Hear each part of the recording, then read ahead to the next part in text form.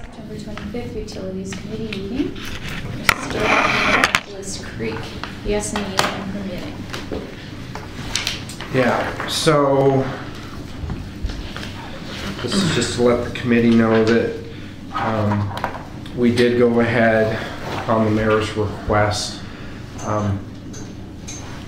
I know that when we did our storm drainage rate increase a couple of years ago, I think that came out of the gap analysis, right? A year and a half ago, whatever. One of the conditions that the council placed on the public works department is they wanted to see capital improvement projects, not just street sweeping and catch basin cleaning, but they wanted to see some capital projects. And although Tremont is technically our first major capital improvement project, people don't really see it as that. I do, because Tremont has never had any water quality or quantity mitigation, and we have two fish-bearing downstreams, Ross Creek and Johnson Creek. Johnson Creek is Port Orchard Boulevard. And so on Tremont, we actually have a new collection system, conveyance system, water quantity mitigation, and then we have the Filterra water enhanced treatment system. So Tremont is a very significant capital improvement project for storm drainage. It's providing enhanced quantity and quality mitigation for those two streams. But with that said, the mayor did want to see another visible project off our capital improvement project list. We looked at the four major projects that we have on our list, and Annapolis Creek is by far the most important. So we went ahead and we sent out an RFP, or an RFQ, sorry, request for qualifications for the design and permitting. And whether we actually get permits in hand or we get everybody's pre-approval and we get some sort of a development agreement in place, or probably an MOU in place, memorandum of understanding, because we don't necessarily want to pull a permit if we don't have funding. But what I don't want to do is go through and get approval from Corps of Engineers, Ecology, Coast Guard, and then the Squamish Tribe or the Fish and Wildlife suddenly have an issue. I want to make sure that whatever we design, it's permitted or permittable under some sort of understanding, so that when we get the construction funding, we know we're good to go. So this is the creek over by the trail property that we purchased. No, this is that at out right Arnold. there? This is at Arnold. At Arnold. Close by Whiskey Gulch. Yeah. Oh yeah. And so the thing that's tricky with this is, and we did receive five different team submittals. So people are very interested in this. And on the back sheet, you'll see I just set up a mock. I've got the scoring sheet. For okay, I was looking at that. I was like, how does everybody score? All six score okay. Yeah, so right now the selection team has the qualifications. So I've got the scoring sheet. So we'll select 3 to interview. Yeah, so this is, not everybody has 100 points. Otherwise we'd be interviewing 5. What is this word? It's interviews. Oh, okay. Interviews October. So a couple things that are important. One is, so this project isn't currently funded in the budget. This is an add-on. So as part of, now there's money in the storm drainage capital program, but it wasn't anything that was on the public works docket. So it was other duties as assigned, additional work as assigned piece of work. Public Works is going to try to squeeze it in. And so as part of the 2017-18 biennial review that the TRIP Finance Department's doing, is you'll see this item, I've plugged in a number. I don't know until we select and actually negotiate a scope and budget. I've ballparked a number. What's the number? I put in 400,000. Because again, it's surveying, permitting, 100% design. So here are the main pieces to this, because it's complicated.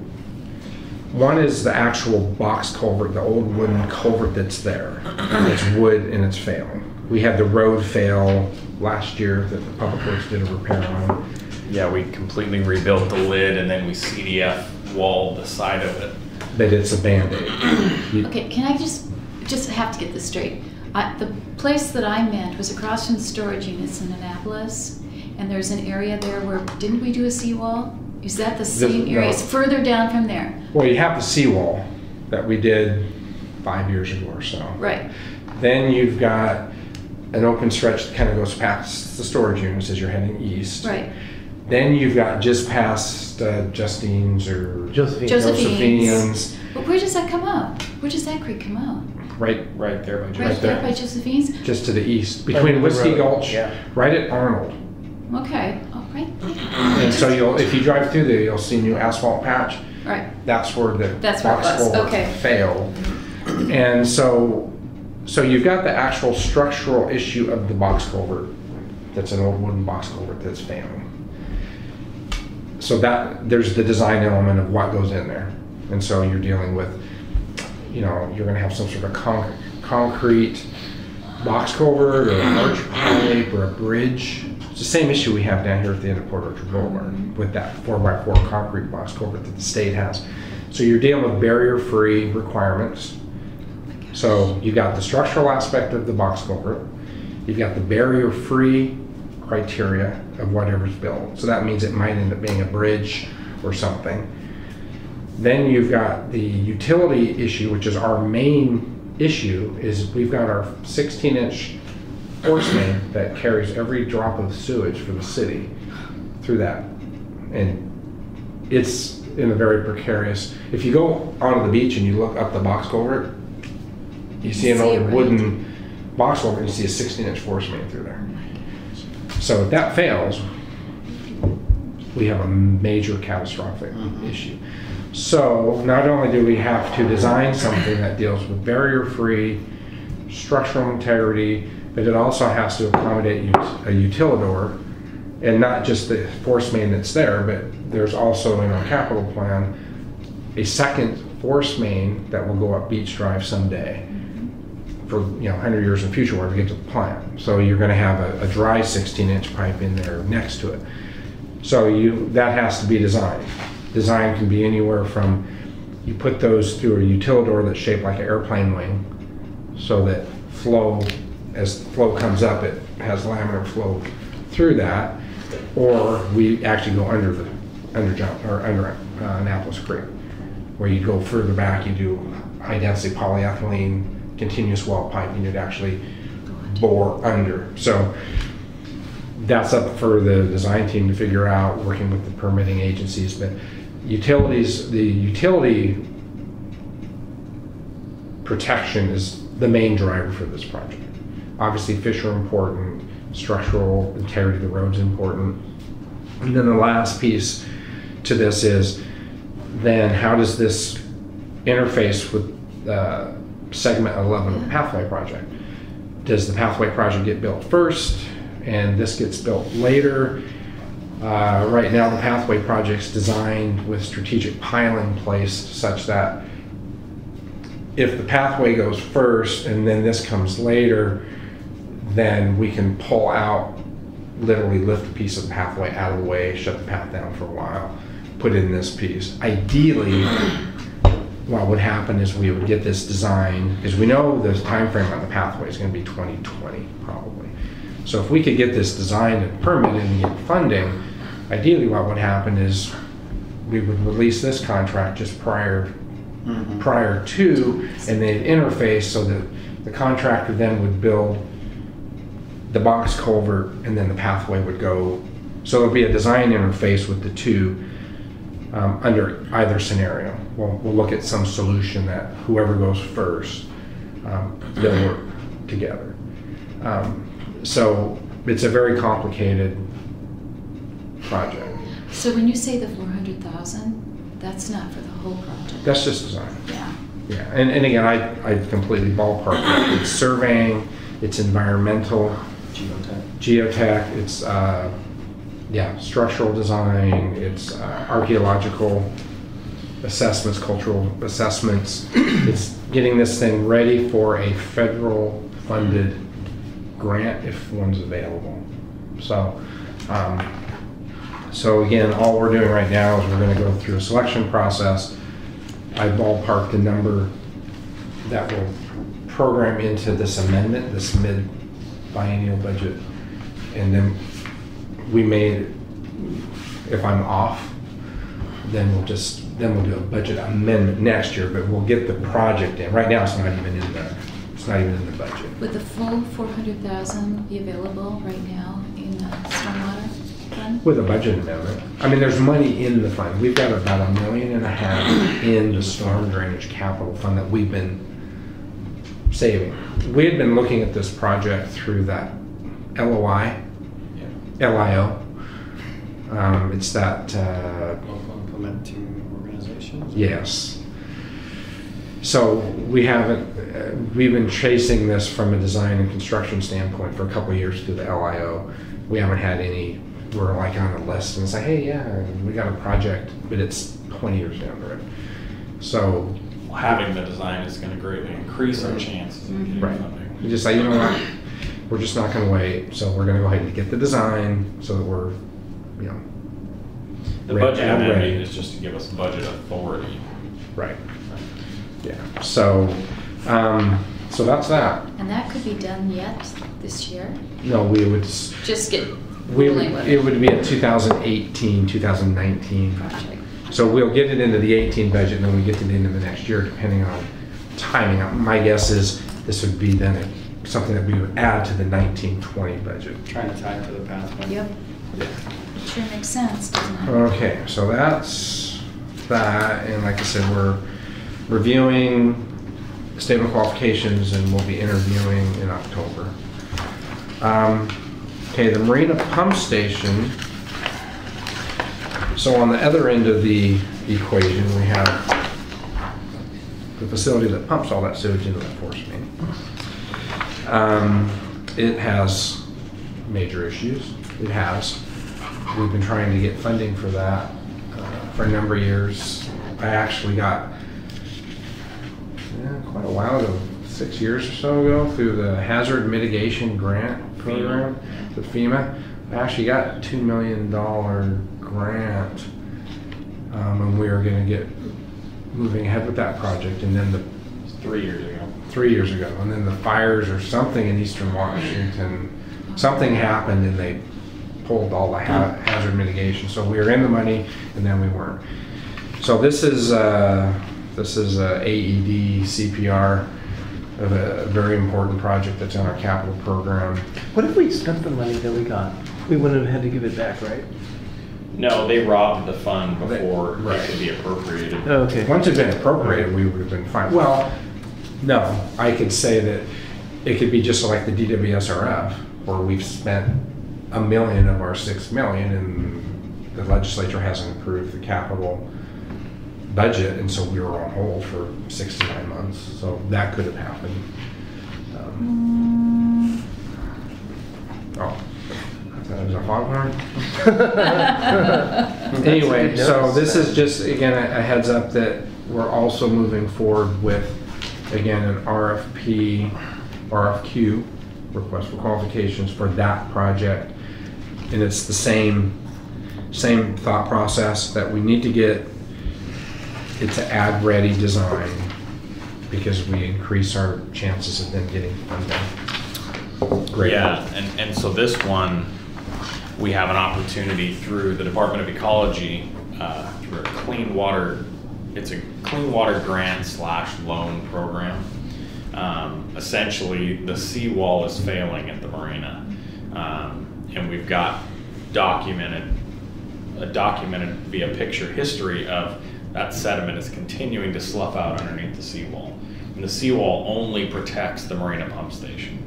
So the story, and I went to Ellensburg to talk with a tech team over there, The story is, if this marina falls into the inlet, you know, the second most polluted body of water in the United States is going to become the number one polluted body of water. So last year down in Manchester, they got I think $3 million or something like that in grant for a similar project. And what I'm being told is that our project is more competitive than that one even was, and it was scored number 2. So the hope is that we're applying for up to $4 million of grant. Now they could come back and say, we'll give you $2 million in loan and $2 million in grant, or we'll give you $4 million in grant, or we'll give you no money. We don't really know. It's all based off of what other projects come in. So there could be City of Tacoma could have something that scores better. We won't know until we see the roster, but that application is due on the 16th of October, and if we were selected for some form of funding, we'd have to bring it back for council approval. Right. But the money would be available in January, and you have to have started construction by the end of 2018. Now we have a engineering report, a pre-design already done. It was done in 2011. Yeah. So we have a idea of what this looks like. Right. So it's going to be a challenge to get under construction, but define under construction. Right. You have to have started your project, I should say. And What do you do with? How do you reroute the sewage when you're working on that major pump station? Don't know yet. I mean, that's part of the design. Oh. Yeah. I mean, it's Our pre-design report shows a bypass being cut in and a couple of other things, but yeah, the details of it that's a big part of the design. You've got, I don't know how many millions of gallons of sewage I know that. through there. That's I think we're at 10 MGD a day. So, Ask people to not go. Oh, right. Porta potties. yeah. So, It would be a huge opportunity if we could get some sort of significant funding. and for those of you that aren't familiar with the Marina Pump Station, it's the observation. Right Yeah. there. You can see But- it. We've been down in it. Right. Oh, that's right. You did the Yeah. tour. Yeah, it was fun. Yeah. Right. We So didn't smell it's- anything when we went. Well, no, because you just went down into the dry pit. Right. You weren't in the wet well. Yeah. Yeah. It's it used to be our treatment plant. Mm-hmm. The city used to have a primary treatment plant. But the important thing is when you go on the water side of the observation tower, which that's just for the generators. That's just a control. That used to be some sort of clarifier or something, but now it's just where the generator is. The pump station is upland in the ground into the bathrooms. There's major concerns, but the biggest concern is they put in a cofferdam back in 1970 something, or I don't know. So they drove steel plates. So if you look at the observation, if you walk on the outside of the observation deck, you'll see on the ground, you'll see these steel plates, rusty steel plates. It's an old cofferdam where they have interlocking steel plates. And looks like Swiss cheese. That's what's failing primarily. So we've got to go in and rebuild, and there have been different ideas. We had like General Construction, some of these major shoreline contractors look at what do you do, and I think the solution is you put in a new cofferdam. Sheet pile? Yeah, new cofferdam, and then you put concrete, in between the two and create a big wall. But that's like job one, is you got to stabilize that whole thing, then deal with the pumps and the wet wells and the dry wells and the volumes and all that. So It's one of those. If we were to lose power on an average day, not peak day, but in the winter, lose power, and that generator didn't fire, we would have about 40 minutes until we were backing up into the street. I mean, that lift station is in major need of an upgrade from a reliability standpoint, a capacity standpoint. yeah, we need redundancy and emergency power. We need factors of safety built into the wet well that just aren't there. so. And everything would be in the very same location. Yeah, We wouldn't alter that at all, right? same general location. The pre-design actually evaluated multiple options, and one of the options was to move the facility, get it off of the inlet, which just about tripled the cost. Not only that, but you have 6 gravity lines that feed into that station. You'd have to completely reroute the sewer downtown, and it would be, I think that the overall opinion of probable cost was like $9 million. So Yeah, we're best to rebuild what's there. Wow. That's a big project. Okay, the next item is Well 7 Melcher Pump Station, which leads to a secondary conversation. So, Well 7, it's into Port Orchard Boulevard. It's a water well. It's one of the sources that we're going to decommission once we get well 13 and 12 online. Well, I guess mainly 13, right? yes, It's also one of the facilities that once we do our kind of final water rights, when we have 12 and 13 done, we're going to kind of redistribute and reallocate all the water rights. And so 5's already been decommissioned. 7 will be decommissioned, but in the meantime, it's a source of water for us. And unfortunately, the pump has failed completely, or are we still getting something out of it? no, it's failed. Okay, it's failed, and we've pulled the pump, and it's over at. So, yeah, so well 7 is an artesian well. It flows into the basin down there. The motor and pump in the basically pump station has failed. Our biggest issue right now is it's very difficult to find people that work on this stuff. We've had 3 different contractors come out and look at it, and our bidding requirements have prevented us from being able to get it pulled and worked on because there's a clay valve associated with it. A clay valve operates hydraulically, and it allows water to flow over the top and tell that motor when to kick on and kick off. They're 2 different types of work, and there's very few places that can perform the necessary services. Well, there's also the issue of in the procurement, you typically have work that's defined, but you can't have somebody just pull a pump and take it to their shop and have like a carte blanche. But they don't know what to fix until they actually pull the pump. So that's leading to the more important conversation, which is we really need to have, and we've needed to have this for years. We finally had an on-call arborist. We have an on-call, well, I think we're going to get an on-call appraiser. We need an on-call surveyor. I mean, there's some things that we need that are on-call. We have on-call materials. So we have 2 on-call contracts currently. We really need to have an on-call motor pump clay valve repair so that we don't have to, in the middle of the night, go through this whole procurement thing. So the problem is that, you look at the definition of emergency, because in an emergency you can do whatever you need to do. Right. This doesn't really fit that definition, and if you are to announce an emergency, it has to be reported at council, which isn't a problem.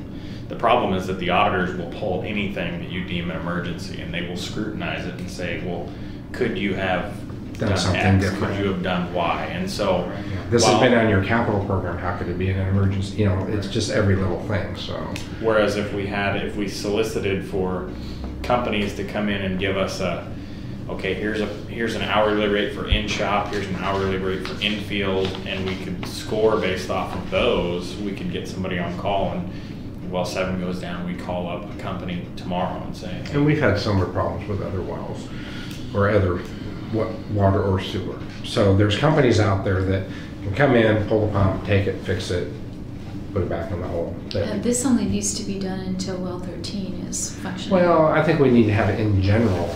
We have a lot of aging infrastructure, and I think that, as we try to programmatically bring new sources online and new lift stations, we're gonna run into this issue. I mean, Melcher's gone down this year. Well 8 went down earlier in the year. Well 7's down right now.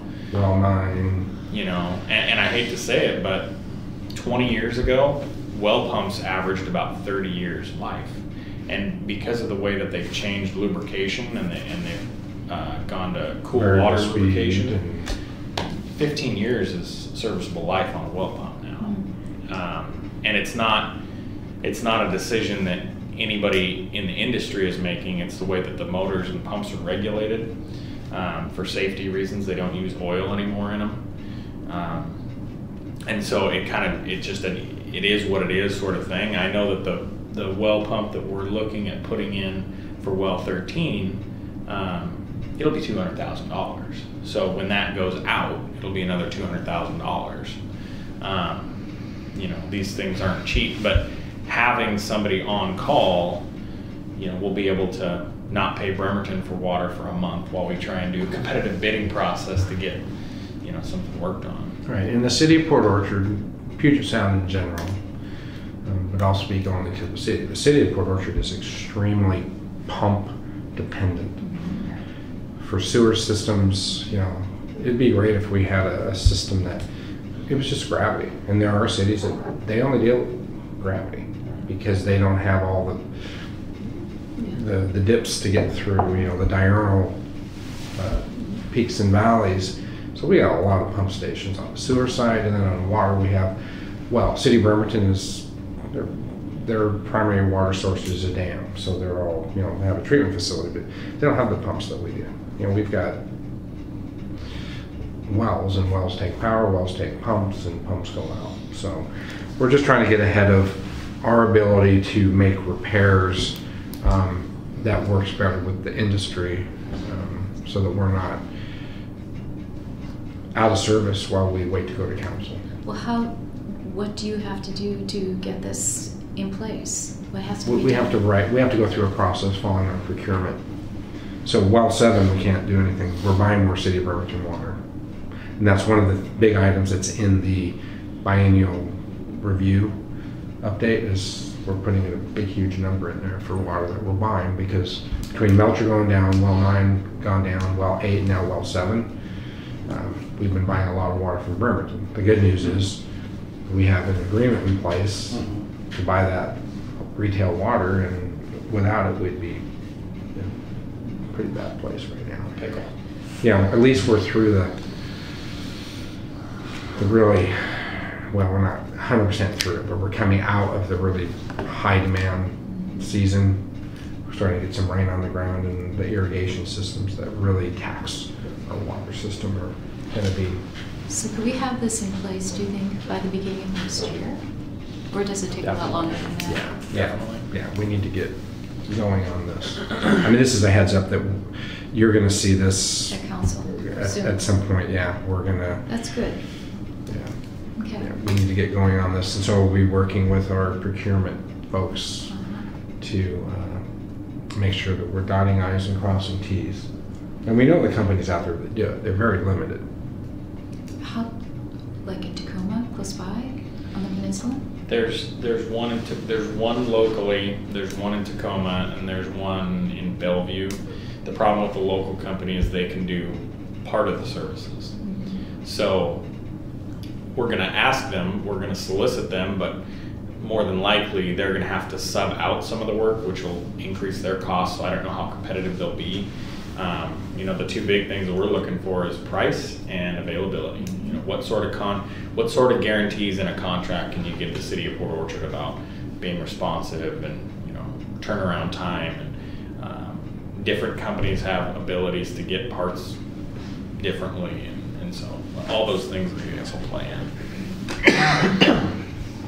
Okay, the next item is just an update on well 9, and so next that you got in the packet is the actual, as you know, we had gone out, we did the design in 2016, the retrofit.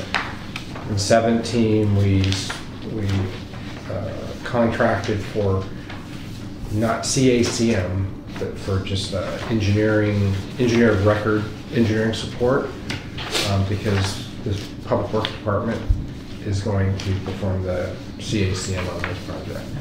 This is the actual advertisement for bids. So when you're talking about big projects for the city, we know that we've got Tremont. We know that Well 9 is going to be a big project to manage that work. On Tremont, we hired a firm to do the construction administration, but we have Mike Pleasance, the assistant city engineer, who's being the city's kind of liaison coordinator. And so most of the work is obviously on the Berger Exeltech team. On this project, this will be the city. The roles will be reversed. The city will be the primary CACM, and then we'll be leaning on HDR as the engineering support.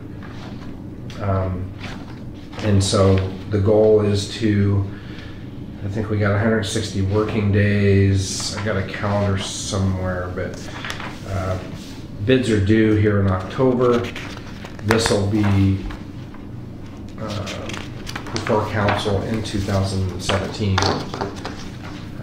probably November. I think I've got it on the October 25th. October 24th. Yeah. Oh, I've already got it on that docket. Yes, I do. I have it on the October 24th. This is the well that gobbles money.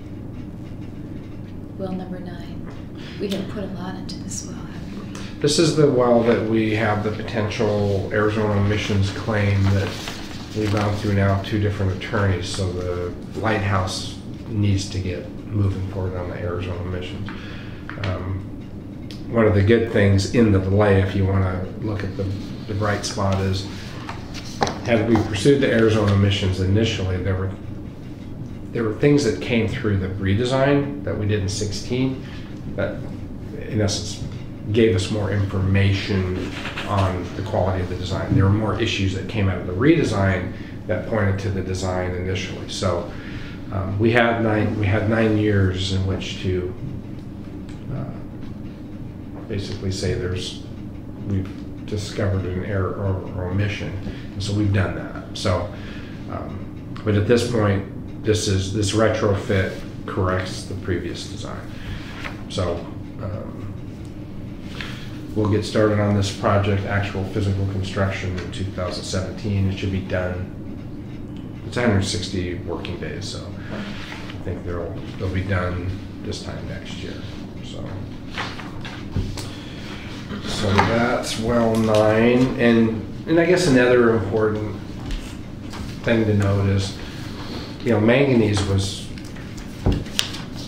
what we were dealing with in the first place on that. It would have been nice, because well 9's our newest well. It would have been nice in 2005 that this had all been taken care of with that initial design, but manganese has been an aesthetic as far as treatment contamination, but it's moving out of a aesthetic into a maximum contaminant level regulated for health. They're finding in infants and the aged in high levels of manganese, not in the levels we're seeing, but that's why they're going to establish a maximum contamination level. They're saving some neurological issues associated with it's the same conversation you have with fluoride. In high levels of manganese, you're seeing these effects, health effects. But that means that the EPA, I believe it's the EPA that regulates this, will be establishing, just like they do with chlorine and fluoride and other things, they'll establish an actual maximum contaminant level, rather than being a secondary. Right. So one of the things that we do is we try and maintain a very good relationship with the state Department of Health, because they give us a heads up, and they've basically said, right now you're at a 0.05. That's probably going to go down to a 0.02. MCL, meaning that they don't want to see levels above that. We're at a 0.048. That's milligrams per liter. And the studies that they did down south that the EPA is basing their numbers off of, they were seeing levels of like 8.0, 10.0. And what they were seeing is they were seeing slight dips in IQ in adolescents who are consuming this water on a regular basis, but obviously magnitude of 100 greater than what we have. Right. We've got fairly decent groundwater here. Being out in front of it's going to be will save the city a significant amount of money.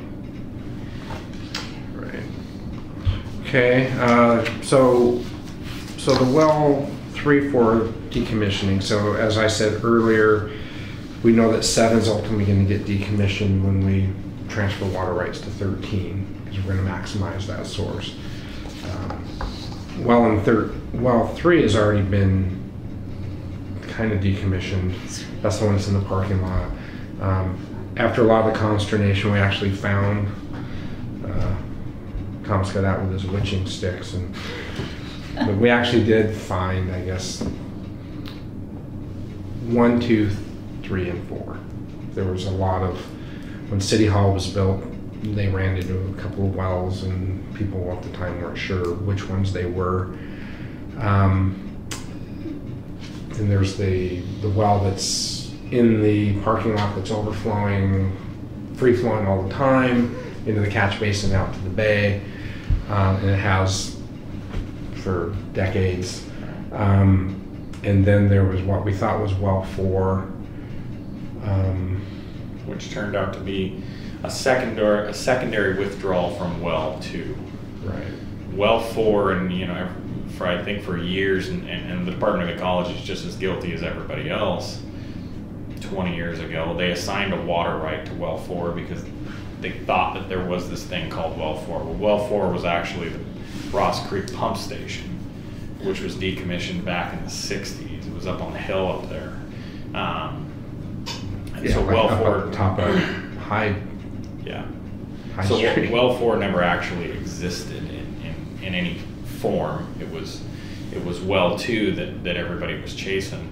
And I'll be honest, I mean, in this industry, I've never seen a well that you essentially had a casing that came out of the ground and it overflowed, and they would divert that flow into the basin down here. Well, if you dig down about 5 feet, there's a secondary outlet from that well that was tied into the basin. And so, it was kind of That was a in the field fix when they were doing the City Hall. it must have been. And then they tried to cap it, because if you look at the video from the film, it's this weird stalagmite looking thing, because they tried to put concrete in it and they couldn't control it, so the water was flowing and it created this cool kind of mosaic. So Thomas was able to disconnect. The issue was Ecology didn't want a source that was flowing into our basin, our aeration basin, kind of like untreated. And so I guess a couple of years ago, a year and a half, whatever, the city was able to go with their own crew, and they were actually able to disconnect that connection to the basin. So now we only have well 7, a defined source that's feeding this distillation basin and pump station here at City Hall. So right now we have this well 2. It's still free flowing because it's an artesian well, and the risks of capping it are significant. The last time they tried to cap it, what I was told was this entire parking lot started to elevate. So To cap that well, what you'd have to do is you would have to drive a much larger casing on the exterior of it, because the casing is failed down there. You'd have to bore that down on the outside and then cap both of them at the same time. You could easily be pushing into the $150,000, $200,000 range with a snap of a finger. right, the better solution is it's an artesian, so it's either going to flow into the bay through the catch basin, or it's going to flow through the bay through the natural geological points, or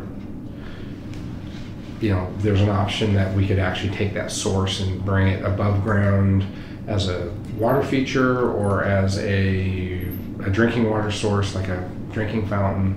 So this is just kind of a heads up. I pulled it off of the future items just as an update that we're still looking at the final solution, but for right now it is disconnected from our distribution system, and that was Ecology's and Health's main issue.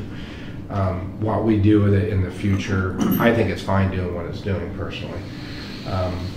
So as a part of the big water rights transfer that we're working on, the Department of Ecology will come in and probably have comment on the city hall wells, especially well 2, because it free flows and they don't really care for that.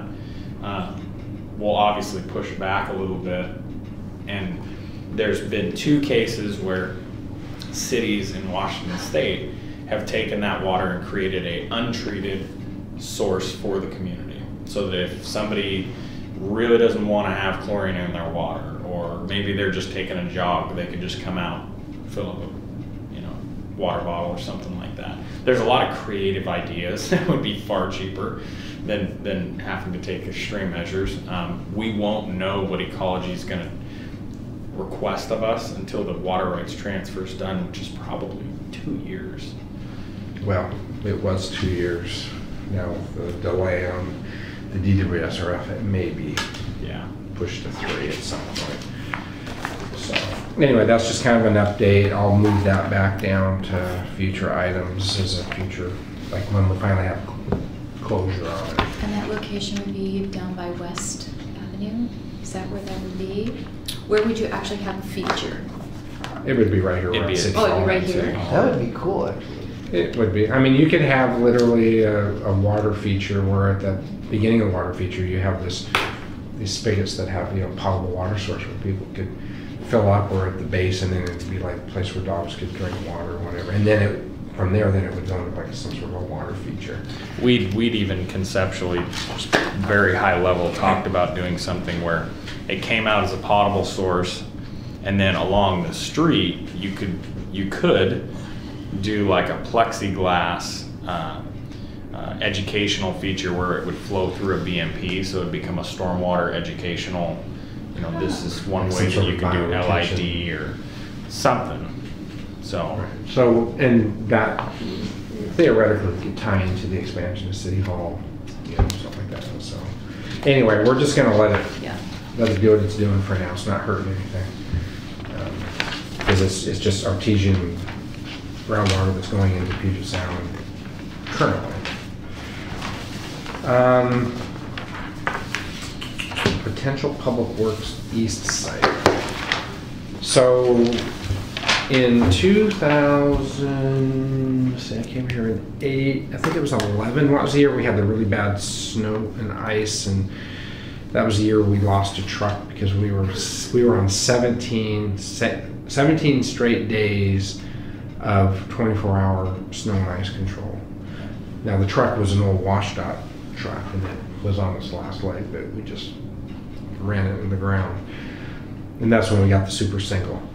One of the issues that has become obvious to me, not necessarily that year, but then I think the year after that was the year we had the strange. It had been raining, and within 20 minutes it dropped like 40 degrees. Because I was actually picking up Harry from Carousel, and I was driving up there, and it was literally it was like a cartoon where you suddenly just saw everything just froze, and you had the 3, 3, or 4 interchange, because cars can't get around that curve. It turns into it's comical watching people try to go on it, and they just go. So you had Highway 16 backed all the way up past Sedgwick, Clifton. It was such a backup that our trucks couldn't get to the sand because they're trying to sand Bethel on the east side of town, but they couldn't even physically get there because all the secondary roads were completely blocked. And it became really apparent that we've got people complaining and cops needing sanding and the snow, and we got trucks sitting at the 16 Tremont interchange with everybody else. So we've been looking at a site for a number of years. I think what we want to do, and I'm hoping we can move forward on this sooner than later, and I was kind of hoping the mayor would be at this meeting this morning, but we'll talk to him, is we've needed a site on the east side. I was shooting for the South Shed, the property on Sydney, and it used to be a fire station, then it was a public works facility, and then The park. Yeah. And there was a time when Carolyn was like, hey, I'm taking my name off it, it doesn't need to be a park. So at that time, we were gonna swoops it back, quite honestly. I was looking forward to fencing that whole area in and turning it into a lay down yard, getting buildings out there again, and making that as we grow, as our city increases, make that our location to put up sand, a plow, and a backhoe. And of course the park study, the people spoke and they said, no, we want a park, and so I had to back off that. So as an alternative, we have the property that's right across from Fred Meyer that we know that previous administration had wanted it to be a dog park. And I'm not proposing anything that's going to impact that ability. That's why we have that access road shown. And we've located it such that we don't own this property to the south. That's Puget Sound Energy's property. Future substation. Future substation. But we'd want to get away from the Fred Meyer. We'd either have to align with it or get away from it. If we align with it, now we're having people get to the park, future park, through our shop, and we don't want that. So we're going to propose an access road, then we come off, we gate off this access road, and we can get to, we'll take our sanders that we currently have at the Well 6 site off of Maple Street, we'll move them down here, have sand, we'll have it fenced, we'll have some security lighting, and we'll have a backhoe there.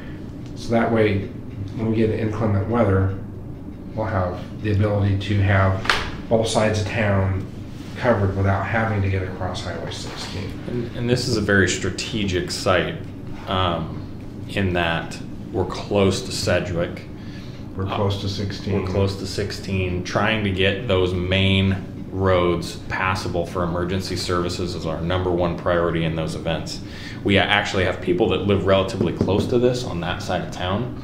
And so even if we had to, we know it's coming, we get a truck staged out there ready to go, those individuals could report here and get in that truck and get those roads passable. Right, we split our crew into 2 12-hour shifts. You could actually break that down to another subset where you have 2 12-hour shifts per site. So you'd have like 4 crews, and we could set these crews up that they would operate out of. Yeah, it just doesn't make sense to have somebody come who lives out here, go all the way to the shop to get a truck to come back, Right. So How much work would have to be done to have this happen? Is it very expensive? it's Not really. minimal. It's mainly a fence. A fence. We already own the sander box shell that holds the sanders. We have to move it anyways because the Well 6 site is going to still going to be right. It was going to have to be moved as part of the Well 10 project, 13 project, and it's still Well. So this gives us a place to move that. So that's Public Works labor. The fence. So we'd have to hire somebody to put in a fence, and then we've got Mike, Public Works electrician, that could put in the security lighting, and then get in there and just kind of grade it. Well, it doesn't really need grading. It was a home site forever ago. There's actually an existing pad, so it's relatively flat. It'd be minor grading and then just some grubbing. There's a lot of Scotch broom and Developing the access road. Is there anything we could do, I know this is, to make it aesthetically a little more pleasing along the frontage? Yeah, how nice can you make that fence? Well, slats in it. we talked about the green privacy Yeah, sheathing. What about or a little bit landscaping? of landscaping. Well, we could. I mean, the issue here is, we have the ability to shift this back 10 feet and give us a landscaper. We're just trying to do this On the cheap, on the cheap. I understand. Doesn't mean that Plant a we few trees. can't. Well, We could do Scott shrubs. brings up a point is, to me, this is just a gravel road for now. Because until we do it we're doing this just as a future access road to Yes. a future park. Yes. And at that point, then things can be very nice. Signage, landscaping. The other thing is right now, that piece of property is nothing but an eyesore. It's just Scotch broom. Yeah. And Yeah, we have to send staff out there to go out there and cut with the flail head and manage it. So Just it's a think it- better use. So, you know, I don't know if this is something that we really want to take. Should we take this to a work study and we should get some pricing?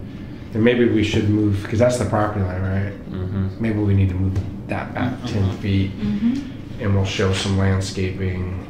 I think it would be a good thing. I'm thinking of St. Vincent's right now. They've been very slow in getting the landscape. And this Are will they be- going to landscape along? Apparently, it's in there, but you know what? They haven't fulfilled that yet. And that is the ugliest. It is. I cannot stand that building on that. I saw people sweeping on the weekend. Well, yeah, I mean, well, I've seen the digger or whatever, the backhoe out there trying to do some work, but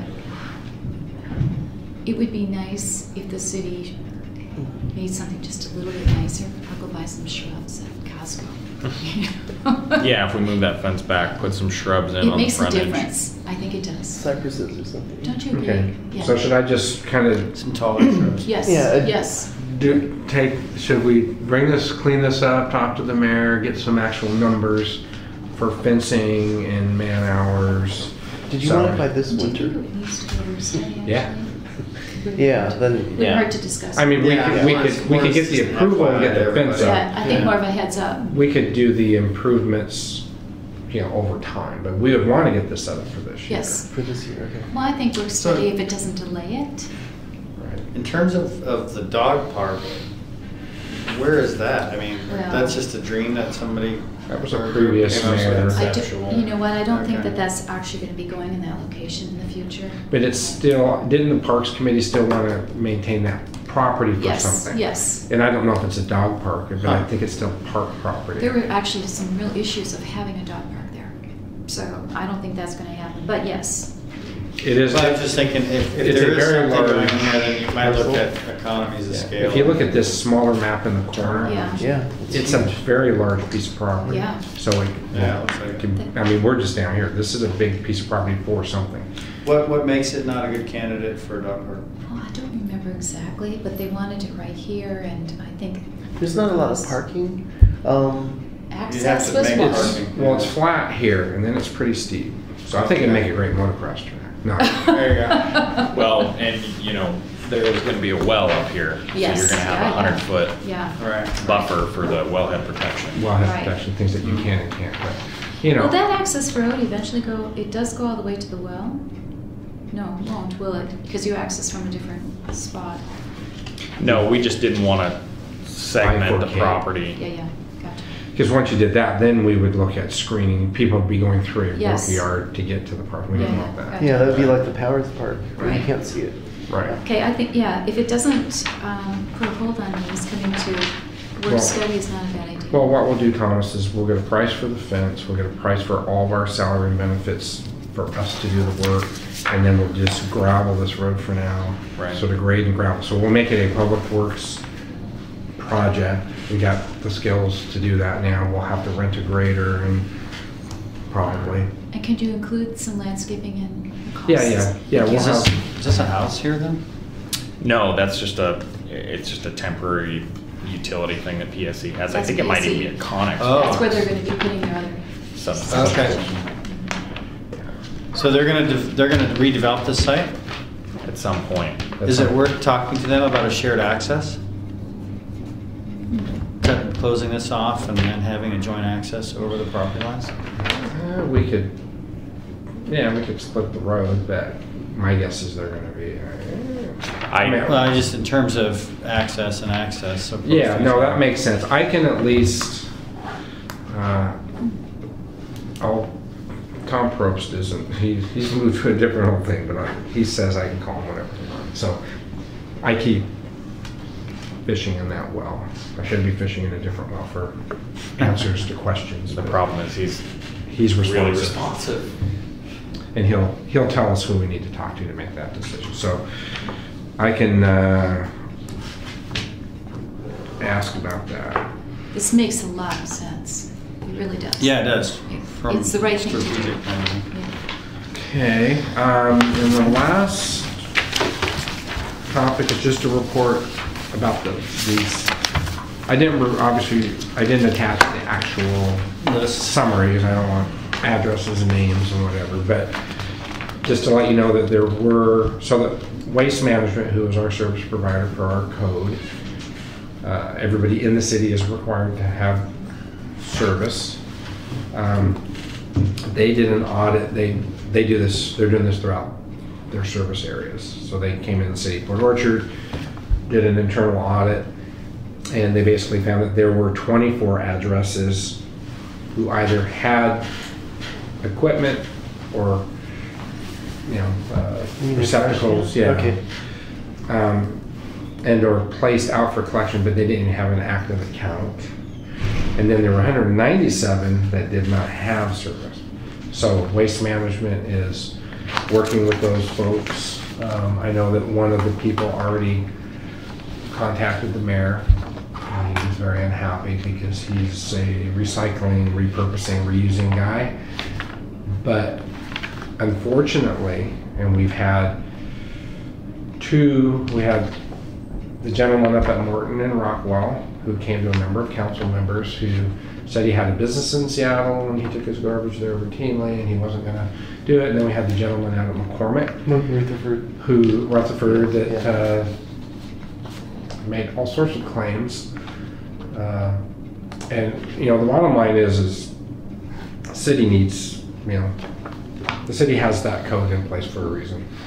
If you look at the number of letters that the code enforcement sends out just on people having 6 foot of grass in their yard and things like that, it's the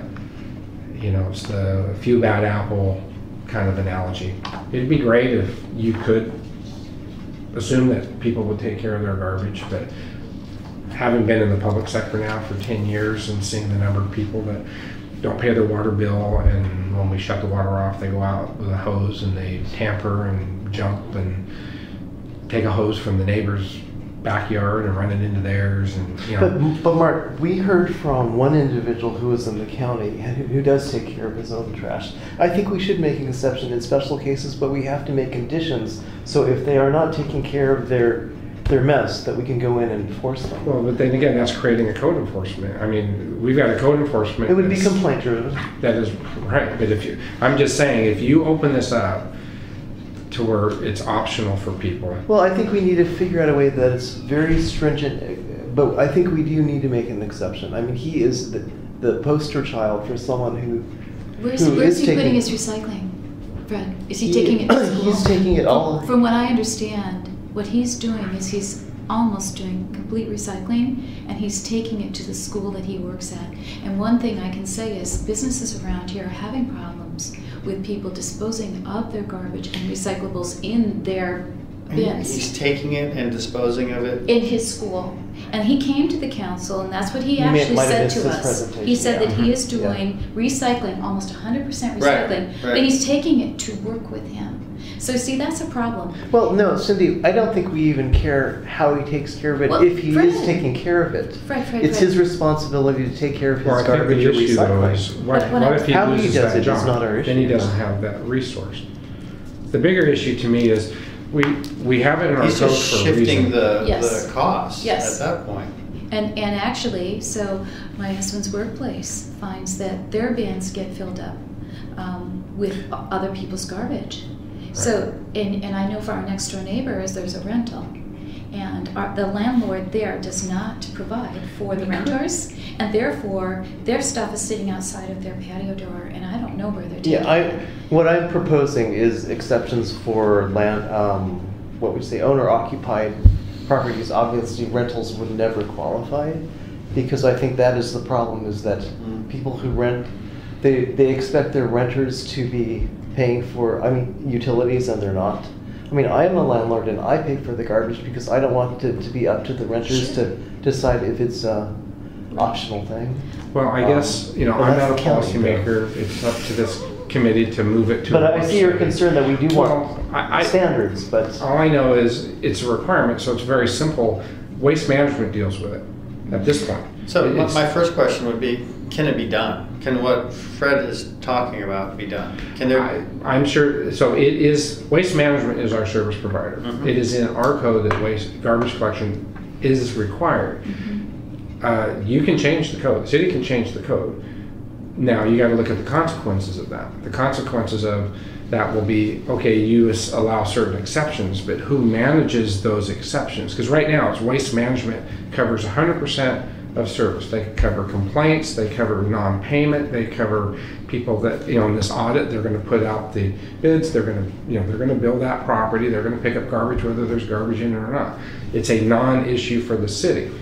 If you create a code that suddenly then puts the city managing solid waste, you're adding work to either the Public Works Department or more than likely the code enforcement that's already can't keep up with building abatements and signage issues and, I thought the guy made a compelling case that he is like the poster child, and that he didn't say it quite like this, but the model in which waste management is built is now outdated because there are people who do so well.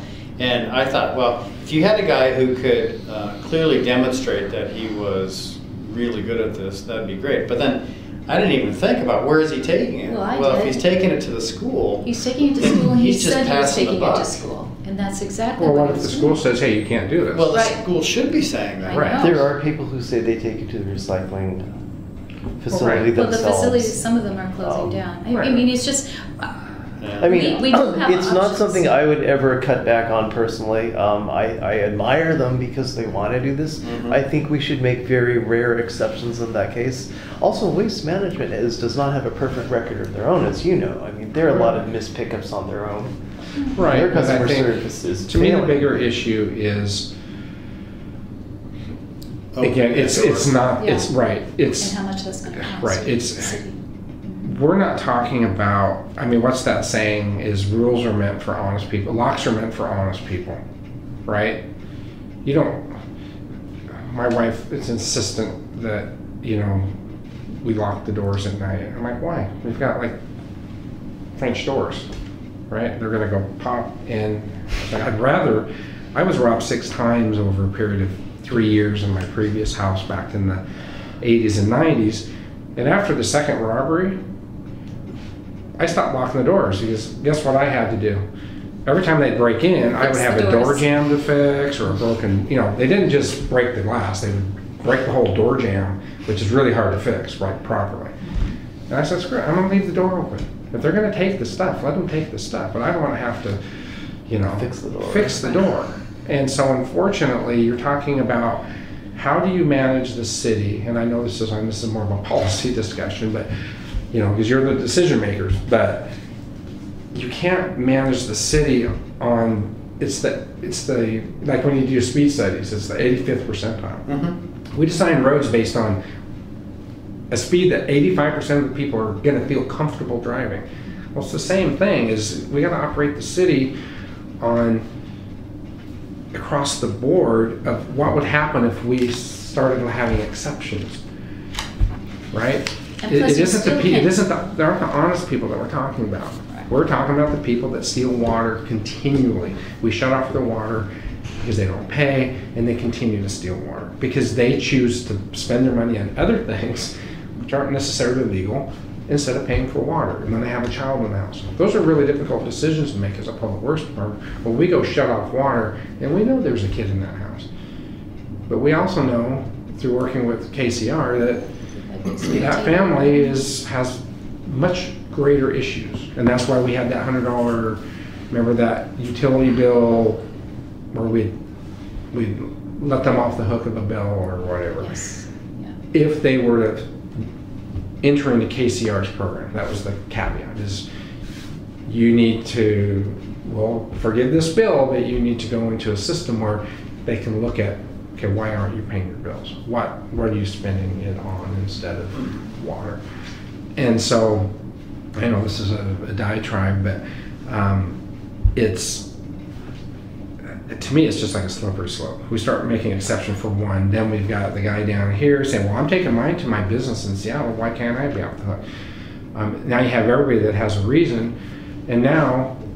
Well, obviously, I think we have to craft it so that it's a very stringent standard, and maybe I don't know, we could maybe request a deposit in case they fail. But I would like to see that, I think we're But still a who's small managing town it? in the sense that we should allow, this is a rare case, this is someone who used to be in the county, who's annexed into the city by maybe no will of their own. So I don't think I don't think we need to force him to take on a service that he's not going to use. But he's getting other Oh. services that he's, as a result of being in the city. Well, I just think fine, if but he's it's- taking it to the school, which he actually said to all of us, that he's taking it to his school, that actually what he needs at home is recycling. He should be having his recycling bin at his own home. So you would allow him to have recycling but not garbage then? I didn't say that. Okay, But no, I'm you know just what? I suggesting. think what I think we should continually look at, is there an option? My garbage, I bet it's It's that right, only yeah. that much every week. Every 2 weeks.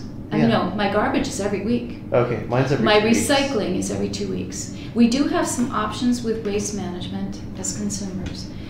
Maybe what we need to pursue is, I didn't even realize that you could get it every 2 weeks for garbage.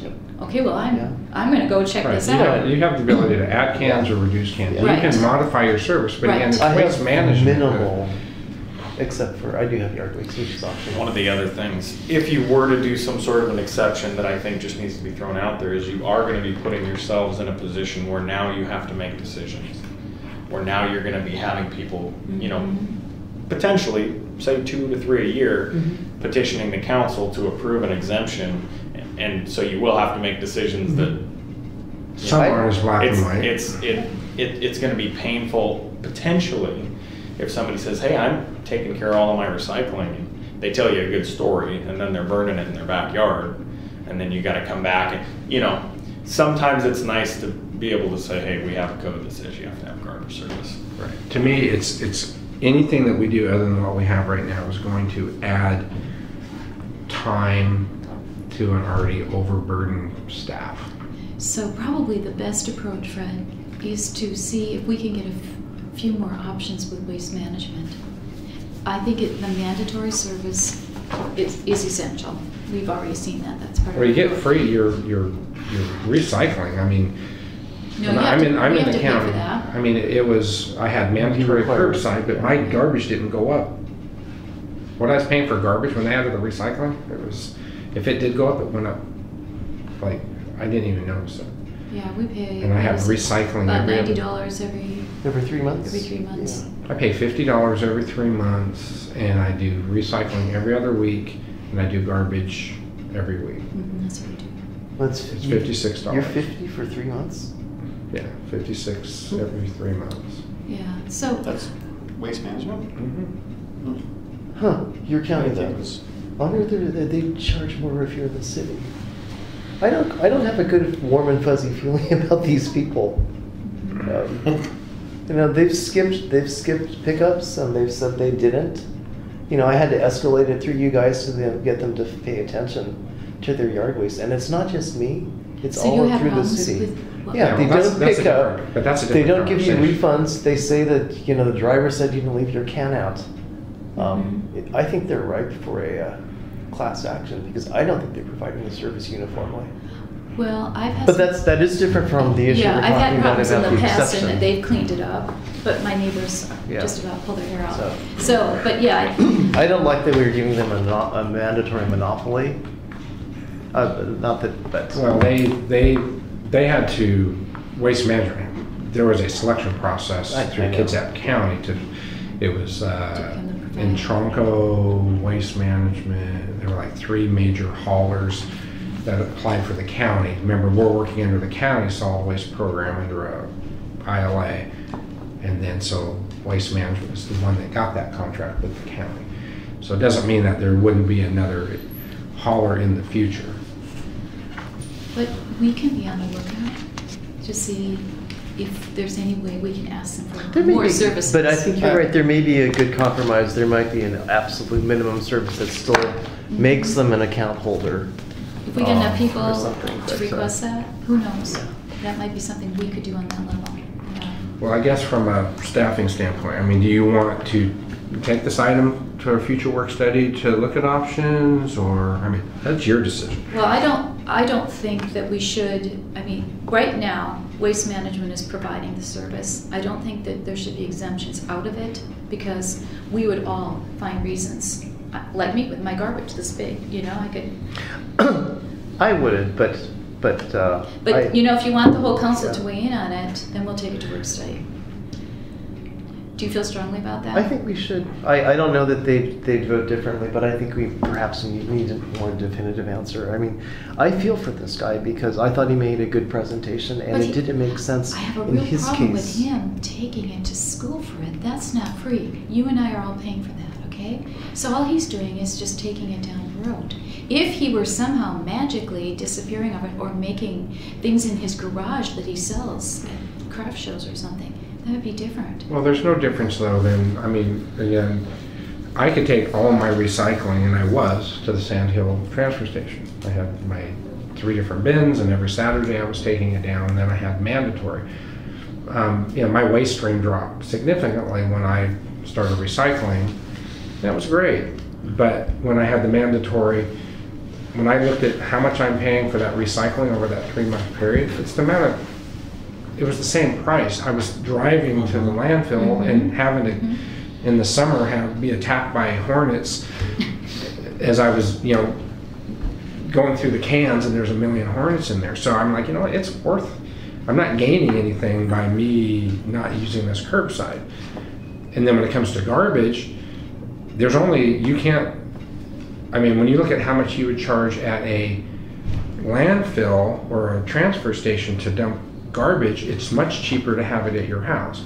And then here's the third piece, is I live out on Tiger Lake, and I can't tell you how many piles of garbage, whether it's a couch or a TV or just putridable, you know, mixed municipal waste that's sitting by the side of the road, because the person that says, I'm going to take care of it myself, Not selling to care of it. he doesn't want to go, he doesn't want to pay what it's going to cost, the $20 to take his, you know, 3 cans and an old TV.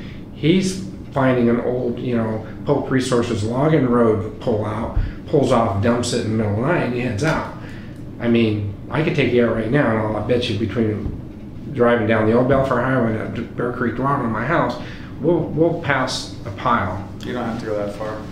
Yeah, Right. it's all over. Just go right up that road. Actually, just go around. right down there, But about 3 blocks. But that's the Not- issue, is if you don't have mandatory, Partly the people issue, will yeah. say, I'll take care of it myself, and their solution is, I'm gonna do a midnight run. Right. And I don't think, that's just transferring, again, that guy should actually be fired for taking, you know, the school district should go, no, you're using, we're paying for that service. I can't believe, that's like when people send me emails from the shipyard complaining about something using the shipyard Yeah. address. I'm Right. like, aren't you supposed to be working So right I don't now? consider that a poster child. I consider that transferring your responsibility to someone else where actually the public is all paying for that. The school district's paying that Did bill. he say during his Yes, he presentation did. He said he was takes taking it to work. He Oh. actually said that right to us in his presentation. I do admire people trying to reduce on their waste and to do more recycling. I think we're all trying to do that. Oh, yeah. We've cut, I was amazed, because when she first moved over, I was doing some recycling, but they had never recycled in the UK, Yeah. you know? And so she saw the waste stream, you know, like significantly. I'm like, yeah, this is all, you know, cardboard, bottles, cans, plastic. It's great. I have to wonder if there is a model out there that so we're not having to invent something, but something that I would ask Waste. Hmm. Have you guys been Okay. approached with this before? Mhm. How do you know, how have you seen this work? Well, we can Yeah, have the waste garbage. management.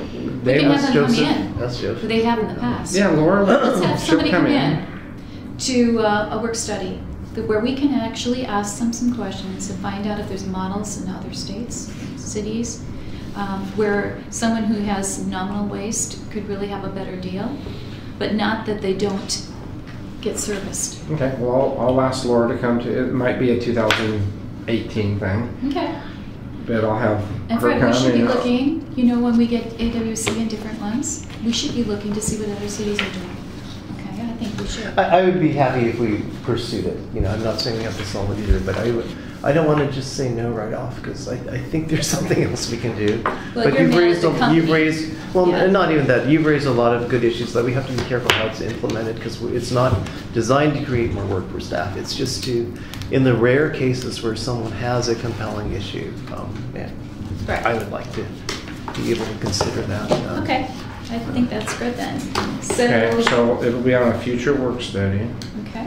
I'll talk to Laura and And I'll I'm send gonna her an look up email. some, I'll I'll look in some of the other cities to see what they do. But I know Bremerton also is mandatory, and whether you have tenants or not, I they think actually everybody I don't know is. why it's not mandatory in the county though. I had mandatory curbside. I didn't have an option.